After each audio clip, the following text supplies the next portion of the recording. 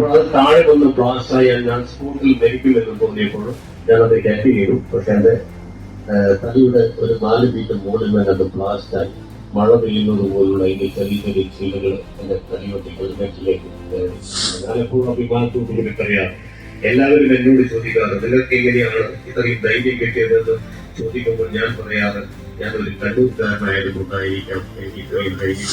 ഇതിന്റെ ഏറ്റവും വലിയ സത്യം എന്നത് രാജ്യത്തിനകത്ത് വന്ന ഒരു തീവ്രവാദി തിരിച്ചു പോയിട്ടില്ല. തിരിച്ചു പോകാൻ വേണ്ടി നമ്മുടെ നേരായിട്ടുള്ള സൈനികം.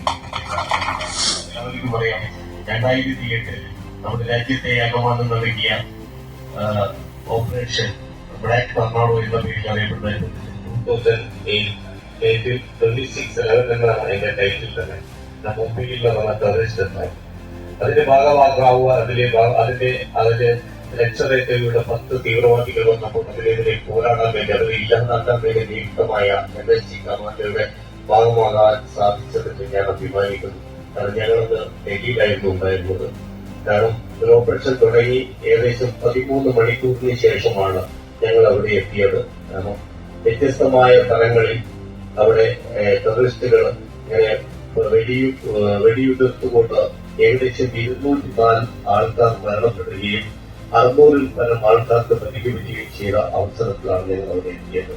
അപ്പോൾ ഞങ്ങൾ അവിടെ എത്തുമ്പോഴേക്കും ഈ ടെററിസ്റ്റുകൾ മരിമാനോസ്, താജ് ഹോട്ടൽ, തൈലൻഡ് ഓപ്പറേറ്റ് ഹോട്ടൽ എന്ന് പറയുന്ന 3 സ്ഥലങ്ങളിൽ അവിടെ ഇരിക്കുന്ന എല്ലാവരെയും പ്രതികളാക്കി വെച്ചുകൊണ്ട് അവരുടെ സ്ഥലത്ത് വിലപേശാൻ വേണ്ടി വന്നിരുന്നു. 200 പേരുള്ള ഒരു കമാൻഡോ ആണ് ഞങ്ങൾ അവിടെ മുംബൈയിൽ എത്തിയത്.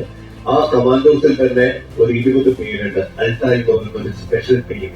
ആ സ്പെഷ്യൽ ടീം റൂം ഇന്റർവെൻഷൻ ചെയ്യുക. ഫേസ് ടു ഫേസ് അറ്റാക്കിൽ എങ്ങനെയാണ് റൂം ഇന്റർവെൻഷൻ ചെയ്തുകൊണ്ട് ആ ടെററിസ്റ്റുകളെ ആ ഒരു 20 പേരുടെ ടീമായിരുന്നു ഞാനും ഉണ്ടായിരുന്നു. അതിലാണ് നമ്മുടെ മേജർ സന്ദീപ് ഉണ്ണികൃഷ്ണൻ ഉണ്ടായിരുന്നു. ആദ്യം മരിമാനോസിൽ വെച്ച് 2 ടെററിസ്റ്റുകളെ ഒരിക്കലും വെച്ച് നമ്മുടെ പ്രിയപ്പെട്ട ഗജേന്ദ്ര സിംഗ് എന്ന് പറയുന്നു. അദ്ദേഹത്തിന്റെ പേര് അധികം ആരും കേട്ടിട്ടുണ്ടാവില്ല. അദ്ദേഹത്തിന്റെ കഴുത്തിന്റെ സൈഡിലേക്ക് 3 വെടിയുണ്ടകൾ എത്തുമ്പോൾ അദ്ദേഹം അവിടെ വെച്ച് മരണപ്പെട്ടു. അതിനുശേഷമാണ് ആ ടെററിസ്റ്റുകളെ വധിച്ച് താജ് ഹോട്ടലിൽ എത്തിയപ്പോൾ താജ് ഹോട്ടലിൽ നിന്നുള്ള 4 ടെററിസ്റ്റുകളെ വധിക്കുന്നതിനിടയിൽ വെച്ചിട്ടാണ് നമ്മുടെ പ്രിയപ്പെട്ട മേജർ സന്ദീപ് ഉണ്ണികൃഷ്ണൻ വീരമൃത്യു വരിക്കുന്നത്. തനിക്ക് നേരെ വന്നിട്ടത് 2 ടെററിസ്റ്റുകളുടെ നേരെ വിരുദ്ധെഞ്ചിൽ 26ഓളം ബുള്ളറ്റുകൾ ഏറ്റുവാങ്ങിക്കൊണ്ട് ആ 2 ടെററിസ്റ്റുകളെ വധിച്ചിട്ടാണ് നമ്മുടെ പ്രിയപ്പെട്ട പ്രധാനമായിട്ടുള്ള മേജർ സന്ദീപ് ഉണ്ണികൃഷ്ണൻ നമ്മുടെ രാജ്യത്തിന് വേണ്ടി വീരമൃത്യു വരിക്കുന്നത്. അവിടെ ഇരിക്കുന്ന 4 ടെററിസ്റ്റ് അവസാനം തൈലൻഡ് ഓപ്പറേറ്റ് ഹോട്ടലിൽ ഉള്ള 2 ടെററിസ്റ്റുകളെ ഒതുക്കുന്നതിൽ വെച്ചിട്ടാണ് എനിക്ക് അപകടം സംഭവിക്കുന്നത്.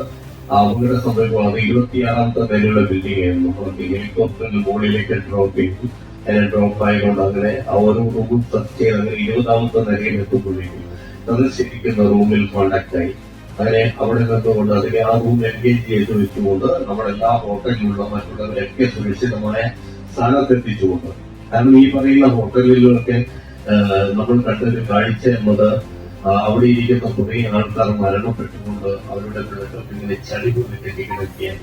കാരണം ഓരോ ചെറിയ കുട്ടികളടക്കം ഏറ്റവും കൂടുതൽ ലേഡീസ് അടക്കം എല്ലാവരും ഉണ്ടായിരുന്നു. അത് വല്ലാത്തൊരു മാനസികാവസ്ഥയായിരുന്നു ഉണ്ടായിരുന്നു. കാരണം ഒരു വെറിയായിരുന്നു.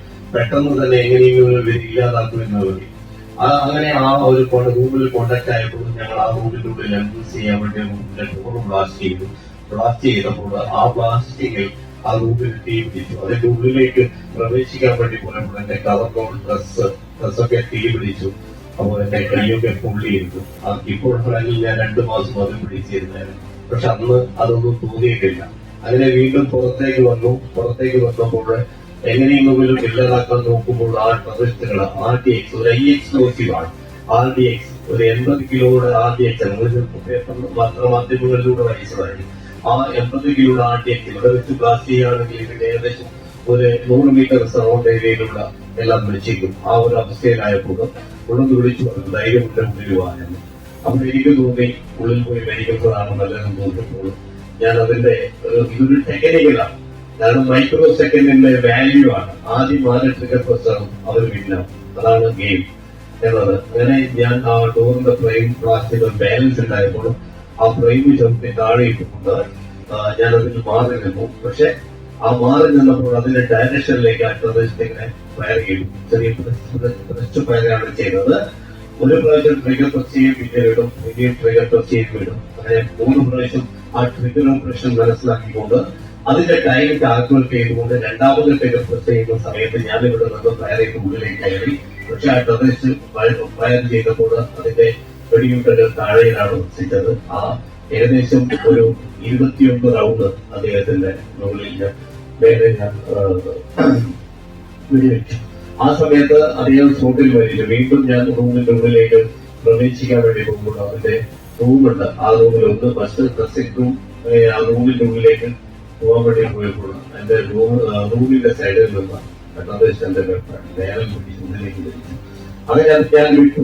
ആ വേനൽ വിട്ടപ്പോൾ അതിന്റെ പ്രഷറിൽ വീഴാൻ വേണ്ടി പോയപ്പോൾ അദ്ദേഹത്തെ പ്രദർശനമായി ഞാൻ ചവിട്ടി താഴെ ഇട്ടുകൊണ്ട് എന്റെ ഒരു സെക്കൻഡറി വെപ്പൺ പിസ്റ്റൾ എടുത്ത് മുഖത്തും ചെസ്റ്റിലുമാണ് പോയത്. പക്ഷെ കൈ ശ്രദ്ധിച്ചിട്ടായിരുന്നു. നമ്മൾ കേട്ടിരിക്കുന്ന ബെൽറ്റ് പോലെ ഗ്രനേഡിന്റെ റിങ്ങിലൂടെ ബെൽറ്റ് ഇട്ടുകൊണ്ട് ഗ്രനേഡ് ഒരു സീരിയലാക്കിയിരിക്കുക. ഞാൻ ഓട്ടോമാറ്റിക് ഒരു കൈ കൊണ്ട് ഗ്രനേഡ് പിടിച്ച് നേരിട്ടു മരിക്കുമ്പോൾ എന്നെ കൂടെ കൊണ്ടുപോകാൻ നടത്തുന്നു. അപ്പോൾ അത് താഴെ വന്ന് ബ്ലാസ്റ്റായി ഞാൻ സ്പോട്ടിൽ മരിക്കുമെന്ന് തോന്നിയപ്പോൾ ഞാൻ അത് ക്യാച്ച് ചെയ്തു. പക്ഷെ എന്റെ തലയുടെ ഒരു 4 ഫീറ്റ് മുകളിൽ നിന്ന് അത് ബ്ലാസ്റ്റായി മഴ പെയ്യുന്നത് പോലുള്ള അതിന്റെ ചെറിയ ചെറിയ ചീളുകൾ എന്റെ തലയുടെ ഹെൽമെറ്റിലേക്ക് കയറി. അങ്ങനെ കുറെ ചീളുകൾ ഹെൽമെറ്റ് തട്ടിപ്പോയി. അങ്ങനെ ഹെൽമെറ്റ് പൊട്ടി ചിതറി. അങ്ങനെ 3 ചീളുകൾ എന്റെ തലയോട്ടിലേക്ക് ഇറങ്ങി. അതുകൊണ്ട് എന്നെ സപ്പോർട്ട് ചെയ്യാൻ ക്യാപ്റ്റൻ നായകൻ സിംഗ് വരുന്നുണ്ട്. അദ്ദേഹത്തിന്റെ ഒരു വലത് കണ്ണിൽ ഒരു സ്പ്ലിൻഡറിന്റെ പീസ് പോയി. പക്ഷെ ഞാൻ അവസാനമായിട്ട് കേൾക്കുന്ന ഒരു വാക്കുള്ളത് മലേഷ്യയെ എടുക്കും എന്ന് പറയുന്നതാണ്. ഹരിയാനക്കാരനായ ക്യാപ്റ്റൻ നായകൻ സിംഗ് കേരളക്കാരനായ മലേഷ്യൻ എടുക്കും എന്ന് പറയണമെങ്കിൽ നമ്മൾ സൈനികരെല്ലാവരും ഒരൊറ്റ മക്കളെ. അപ്പൊ അതുകൊണ്ട് ഒരു സൈനികനോട് നിങ്ങളുടെ മതം ഏതെന്ന് ചോദിച്ചാൽ മറ്റാർക്കും പറയാൻ വേണ്ടി പറ്റാത്ത പോലെ അഭിമാനത്തോടെ പറയാൻ പറ്റും. എന്റെ രാഷ്ട്രമാണ് എന്റെ മതമെന്ന്. നിങ്ങളുടെ ജാതി ഏതെന്ന് ചോദിച്ചാൽ ആ സൈനികൻ പറയും ഈ രാഷ്ട്രത്തിന്റെ സംസ്കാരമാണ് എന്റെ ജാതി. അങ്ങനെ മാസങ്ങളോട് കോമയിലായിരുന്നു. കോമയിലായി 2 ഗ്രനേഡിന്റെ ചില്ലുകൾ നീക്കം ചെയ്തു. ഒരു 5 ഇഞ്ച് വ്യാസത്തിൽ സ്കർഡില്ല. ഒന്നിപ്പോൾ അവശേഷിക്കുന്നുണ്ട്. റൈറ്റ് സൈഡ് കെയർലെസ് ആയി കോമയിലായിരുന്നു. അങ്ങനെ 2.5 വർഷക്കാലം ഹോസ്പിറ്റലായിരുന്നു ഡൽഹിയിലൊക്കെ. ഇപ്പോൾ അതെനിക്ക് സംസാരിക്കാനൊന്നും കഴിയില്ല. പക്ഷെ ഇപ്പോഴും നിങ്ങളുടെ മുന്നിലിരുന്ന് സംസാരിക്കുന്ന ഒരു ഭാഗ്യം കിട്ടിയത് മനീഷ് എന്ന് പറയുന്ന വ്യക്തിയല്ല, മനീഷ് ചെയ്ത പ്രവൃത്തിയെ രാജ്യത്ത് അന്നടങ്ങി സ്നേഹിക്കും. എല്ലാവരെയും സ്നേഹത്തിന്റെയും പ്രാർത്ഥനയുടെ ഫലമായിട്ടാണ് ഞാൻ എന്നും ജീവിച്ചിരിക്കുന്നത് വിശ്വസിക്കുന്ന ഒരു വ്യക്തിയാണ്. അതുകൊണ്ട് ഞാൻ എല്ലാവരും കടപ്പെട്ടിരിക്കാൻ